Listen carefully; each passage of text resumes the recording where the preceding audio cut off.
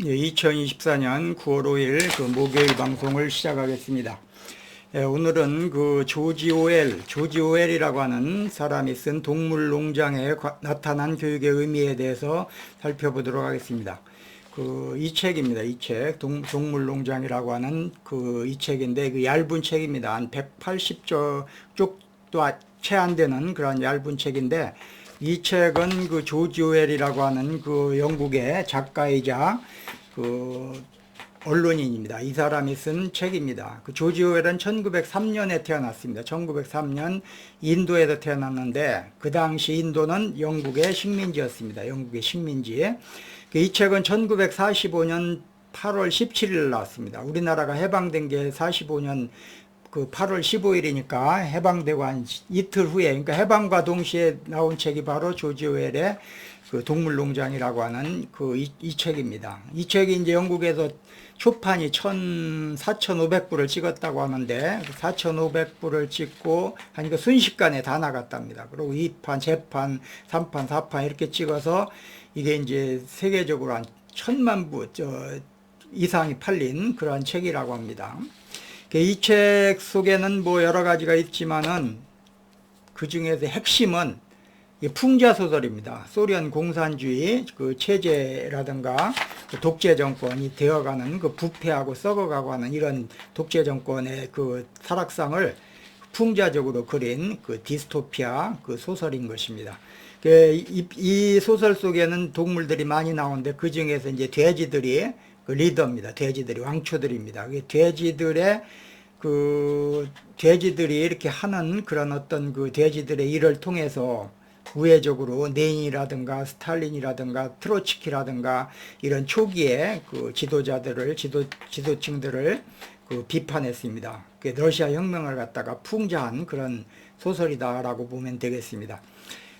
이 소설을 읽어보면은 단순히 동물농장이라고 동물들의 얘기 같은데, 잘 보면은 동물들 속에서도 이제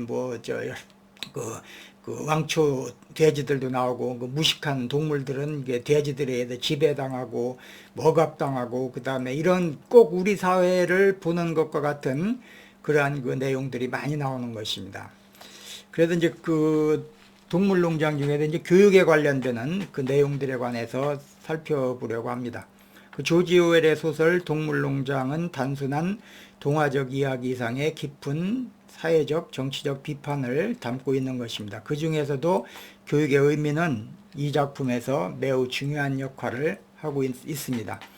이 소설의 배경은 동물들이 인간 주인에게 반기를 들어 혁명을 일으키고 동물들만의 이상사회를 건설하려는 시도로부터 시작된 것입니다. 이 매너 농장이라고 하는 농장이 있었는데, 그 주인이 존스 씨입니다. 존스라고 하는 인간인데, 사람인데, 이 존스를 동물들이 내쫓았습니다. 내쫓고서 매너 농장이라고 하는 것을 동물농장으로 이름도 바꿨습니다. 그리고 그들이 이상으로 생각하는 그러한 이상사회를 꿈꾸기 위해서 노력하는 과정에서 돼지들이 북치고 장구치고 다 합니다. 그래서 돼지들의 세상이 되어가는 그러한 내용들을 잘 그려내고 있는 것입니다. 하지만은 이 혁명이 성공한 후에 농장을 운영하는 과정에서 교육의 본질과 그 중요성이 드러나고 있습니다. 초기에 동물들이 혁명을 일으킬 수 있었던 원동력은 인간의 지배와 억압에서 벗어나고자 하는 그러한 동물들의 열망이었습니다. 모든 동물들이 열망했습니다. 그러나 혁명이 성공하고 나서는 동물들은 스스로 지배자가 되기 위해서는 자신들을 이끌 지식과 기술이 필요하다는 사실을 깨달아야 되는데, 깨닫지 못했습니다. 대부분의 동물들은. 이때 가장 큰 문제는 지식과 정보의 독점이고, 이 독점은 곧 사회적 불평등으로 이어졌습니다. 그러니까 지식의 중요성을 일찍 깨달았던 것은 돼지들이었습니다. 돼지들. 특히 돼지들 중에도 두 돼지가 중요했는데, 하나는 나폴레옹이고 하나는 스노볼이었습니다. 처음에는 스노볼이 주도해 나갔습니다. 스노볼은 머리가 좋습니다. 그래서 스노볼이 다 계획을 하고 좋은 사회를 돼지 사회를 만들기 위해서 계획하고 뭐 풍차도 만들고 하는 계획을 세웠는데 그때마다 이거 나이벌입니다. 나폴레옹이 그때마다 사사건건 반대합니다. 우리 여당과 야당이 서로 이렇게 사사건건 야당이 반대하는 것처럼 스노볼이 얘기하는 걸 나폴레옹은 그냥 대안도 없으면서 반대만 합니다. 그러다가 이 나폴레옹 그 주변에는 그 개들이 있습니다. 개들 길렀던 자기가 평소에 길렀던 개들이 있습니다. 개들이 파수꾼이 돼가지고 스노볼을 쫓아내고 나폴레옹이 그 아주 정권을 잡는 그런 계기를 만들었습니다. 이게 나폴레옹이 이 짱 돼지가 되는 것입니다. 그 나폴레옹과 스노볼은 다른 동물보다 지식이 더 많았고 이들은 그 지식을 바탕으로 농장을 운영했습니다. 하지만 이 지식은 공공의 이익을 위해 공유되지가 않았습니다. 오히려 돼지들은 그 지식을 자신들의 권력을 강화하고 다른 동물들을 통제하기 위한 그런 도구로 사용했습니다. 돼지들은 글을 읽을 수 있는 능력을 가지고 있었고 이는 그들의 농장의 규칙들을 자신의 이익에 맞게 조작하는 데 사용했습니다. 그 처음에는 그 규칙이 한 7개 정도가 됐습니다. 이거는 모든 동물들이 그 지켜야 되는 모든 동물들한테 좋은 유리한 이런 규칙이었습니다만은 그 시간이 갈수록 돼지들한테 유리한 게 이렇게 고쳐 나갔습니다. 예를 들어서 모든 동물은 평등하다라고 하는 규칙이 있었습니다. 이것이 어떻게 바뀌냐면은 모든 동물은 평등하지만 어떤 동물은 더 평등하다 이렇게 바뀌었습니다.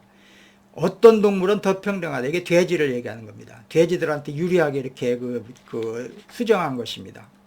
이러한 과정은 교육과 정부의 통제가 어떻게 권력의 도구로 사용될 수 있는지를 잘 보여주고 있습니다.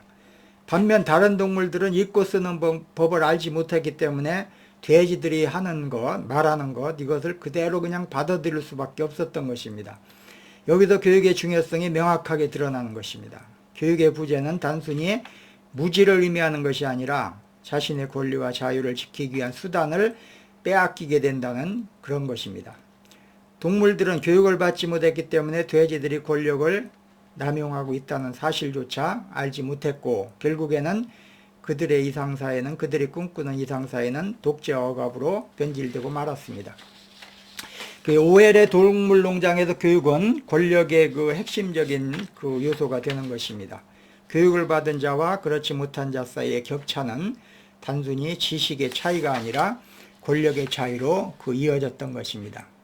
돼지들은 교육을 통해 자신들의 권력을 강화하고 다른 동물들은 교육의 부재로 인해서 그 권력에 복종할 수밖에 없었던 것입니다.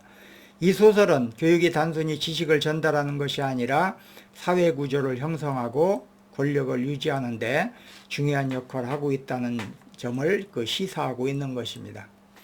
이 작품을 통해서 우리는 교육의 중요성을 다시 한번 생각하게 합니다. 교육은 개인이 사회에서 자신의 권리를 인식하고 그 권리를 지키기 위한 지키는데 필요한 수단, 도구가 되는 것입니다. 교육이 없으면 우리는 쉽게 조작되고 통제될 수밖에 없는 것입니다. 반대로 교육을 통해서 우리는 비판적 사고를 기르고 부당한 권력에 맞설 수 있는 힘을 얻게 되는 것입니다. 오웰의 동물농장은 교육이 그 학교에서 배운 지식을 넘어서 사회에서 자유와 평등을 유지하는 데 얼마나 중요한 역할을 하는지를 상기시켜 주는 것입니다. 동물농장에서 돼지들이 자신의 이익을 위해 농장의 규칙들을 바꾸고 다른 동물들을 속이듯이 우리 한국 사회에서도 교육받은 엘리트들은 자신의 지위를 유지하고 그 권력을 강화하기 위해서 법과 제도를 자기들한테 유리하게 왜곡하고 바꾸고 막 이렇게 하기도 하는 것입니다. 그들은 권력을 잡고 나면 자신들만의 이너서클을 형성하고 그 안에서 서로의 이익을 보호하며 외부의 도전을 차단하는 것입니다. 우리 국회의원들 보세요. 뭐 공공의 국민을 위해서라고 하지만 그들은 서로 싸우고 하는 것처럼 보이지만 그 사람들이 이너서클을 국회라고 하는 이너서클을 만들어서 그 속에서 그 자신들의 유리한 쪽으로 그 모든 법과 제도를 바꾸는데 솔선수범하고 있는 사람들입니다. 이들은 교육받지 못한 이들 또는 자신들과 다른 배경을 가진 사람들을 무시하거나 억압하는 것입니다. 꼭 동물의 세계와 똑같은 것입니다. 이렇게 사회는 점점 더 불평등해지고 권력은 소수자에게 집중되고 마는 것입니다. 돼지들이 처음에는 평등을 외쳤지만 점차 자신들의 특권을 누리기 위해 타락해 갔던 것처럼 한국 사회 엘리트들은 처음에는 공공의 이익을 내세우지만 시간이 지날수록 그들의 행동은 점점 더 자기 이익 추구 쪽으로 변질되어 가는 것입니다. 이러한 모습은 비단 정치계뿐만 아닙니다. 학계도 그렇고 재계, 예술계, 체육계 등 거의 모든 분야에서 나타나는 그러한 현상들인 것입니다. 지금까지 우리가 살펴본 오웰의 동물농장이 주는 교훈을 우리는 결코 잊지 말아야 할 것입니다. 지식은 힘입니다. 모르면 당하는 것입니다. 그러나 그 힘이 잘못된 방향으로 사용되면 우리는 결코 병들고 무너질 수밖에 없는 것입니다. 한국 사회가 진정한 발전을 이루기 위해서는 교육받은 이들이 그 지식을 올바르게 사용하고 사회적 책임을 다할 수 있는 그런 문화가 형성되어야 하는 것입니다. 그것이야말로 우리가 동물농장의 비극을 반복하지 않기 위한 길인 것입니다. 이 짧은 책이지만은 조지 오웰의 그 비상한 그 상상력에 놀랐습니다. 동물들 세계를 통해서 인간 사회가 타락해가고 변질돼가고 하는 그 과정을 아주 정확하게 찝었던 것입니다. 우리 사회, 한국 사회 배운 사람들의 그 행태도 돼지와 마찬가지로 배웠다는 돼지들과 마찬가지로 그런 어떤 그 잘못된 방향으로 나가고 있는 그런 것들을 우리가 많이 볼 수가 있는 것입니다. 그래서 오늘은 조지 오웰의 동물농장이라고 하는 그 책에 나타난 교육의 의미에 대해서 말씀드렸습니다. 시청해 주셔서 감사합니다.